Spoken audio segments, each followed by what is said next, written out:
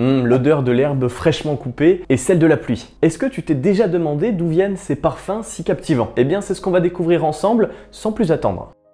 C'est le printemps, les plantes poussent, tu commences à tondre ta pelouse et là, cette odeur d'herbe fraîchement coupée te monte au nez. On est d'accord, ça sent super bon. Mais tu vas voir que l'origine de cette odeur n'est pas aussi agréable qu'on pourrait le croire. En fait, c'est plutôt un cri de détresse que les brins d'herbe fraîchement décapités te font parvenir. Dit comme ça, c'est un peu brutal, je te l'accorde. Je m'explique. Cette odeur provient de composés organiques volatiles que les végétaux produisent. Pour faire simple, c'est un signal chimique que la plante émet lorsqu'elle est blessée. C'est cette odeur de signal chimique que tu associes au printemps. Mais pourquoi ce composé est-il libéré? Tu te demandes peut-être. Le but principal est de repousser les organismes nuisibles, comme les champignons et les bactéries. Mais c'est pas tout. Il sert aussi d'alerte pour attirer certains insectes en renfort. Cette découverte a été faite en 2014 par les chercheurs de la Texas A&M AgriLife Research, un institut spécialisé dans l'agriculture. Selon eux, l'herbe anticipe qu'elle pourrait être dévorée et se défend en attirant d'autres insectes, ceux-là même qui se nourrissent des herbivores. La nature est bien faite, n'est-ce pas? D'ailleurs, si une plante se rend compte qu'une plante voisine dégage ses propres composés, elle sera en mesure de se préparer à la possibilité d'être aussi tondue. Une plante, par exemple, pourra alors transporter ses ressources vers ses racines, maximisant ainsi ses chances de repousse. Et c'est également le cas de l'herbe. Les chercheurs notent que cet effet peut commencer quelques minutes à peine après l'attaque de la première plante. En gros, quand tu tonds ta pelouse, il y a de fortes chances pour que l'autre moitié non tondue commence déjà à se préparer à ton arrivée. Oui, c'est complètement fou.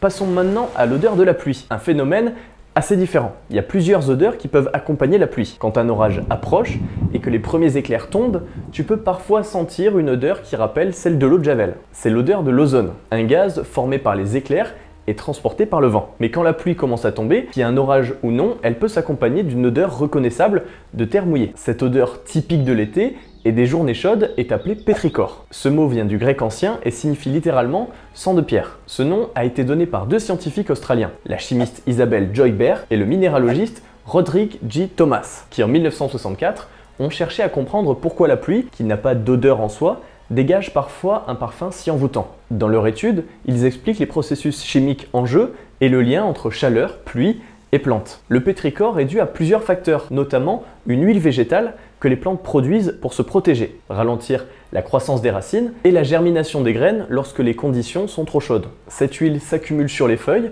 dans les roches poreuses et même sur le bitume des routes. Dans une étude réalisée en 2015, des chercheurs du MIT ont découvert un mécanisme qui pourrait expliquer comment les gouttes de pluie libèrent des aérosols et transportent potentiellement des éléments aromatiques, des bactéries et des virus du sol dans l'environnement. À l'aide de caméras à grande vitesse, les scientifiques ont observé que lorsqu'une goutte de pluie touche une surface poreuse, elle emprisonne de minuscules bulles d'air au point de contact, un peu comme les bulles de champagne. Ces bulles s'élèvent alors vers le haut et éclatent de la goutte de pluie, créant un nuage d'aérosol. Mais l'odeur du pétrichor ne provient pas uniquement de cette huile végétale, mais également d'un autre composé appelé géosmine. C'est cette molécule qui donne à la terre mouillée son odeur si particulière. Elle est produite par de nombreux micro-organismes dans le sol, principalement des actinobactéries et des cyanobactéries. D'ailleurs, pour la petite anecdote, notre nez est incroyablement sensible à cette substance. Imagine pouvoir détecter une pincée de sel dissoute dans une piscine olympique. C'est à peu près la même sensibilité qu'a notre nez pour la géosmine. Il est capable de la percevoir dans l'air à des concentrations infimes de moins de 5 parties par milliard. Paradoxalement, si cette odeur est agréable dans l'air, elle peut être désagréable dans l'eau, où elle donne un goût terreux ou boueux. Bref, l'odeur du pétrichor évidemment ne se ressent pas avec la même intensité selon qu'on soit en ville, à la campagne ou encore en forêt. S'il y a beaucoup moins de bactéries et donc de géosmine dans les zones urbanisées, il y a en revanche beaucoup plus de zones présentes dans l'air.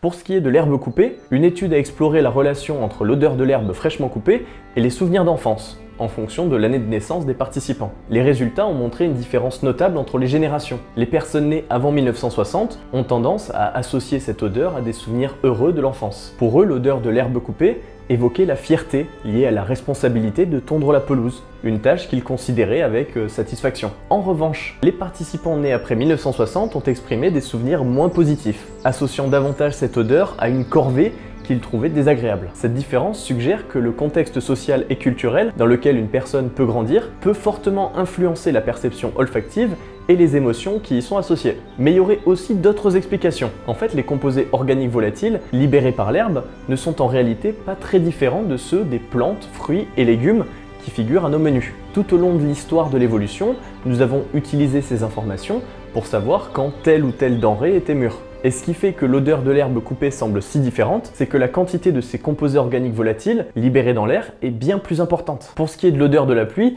il y aurait aussi plusieurs raisons. Certains scientifiques supposent que l'homme a développé une affinité pour l'odeur de la pluie parce qu'elle signalait la fin de la sécheresse et la disponibilité potentielle d'eau douce. Au cours de notre évolution, l'accès à l'eau potable était crucial pour la survie, de sorte qu'une attirance pour l'odeur de la pluie aurait pu être avantageuse. La pluie est également souvent associée à des expériences et à des émotions positives, comme le soulagement de forte chaleur, l'hydratation des cultures et le son apaisant de la pluie. C'est ces associations positives qui, selon les scientifiques, pourraient rendre l'odeur de la pluie plus attrayante pour les humains. D'un point de vue plus intime, certaines personnes ont souvent des expériences et des associations spécifiques avec le temps pluvieux, qui peuvent façonner leur perception de l'odeur de la pluie. La pluie peut évoquer des souvenirs d'enfance agréables, des journées douillettes passées à l'intérieur ou des moments romantiques, ce qui permet de comprendre pourquoi certaines personnes considèrent la pluie comme une odeur si agréable. Bref, j'espère que c'est assez clair. Si tu as des questions, des sujets de vidéo, ou même tout simplement si tu as des remarques ou que tu as aimé cette vidéo, pense à me le dire en commentaire et à bientôt.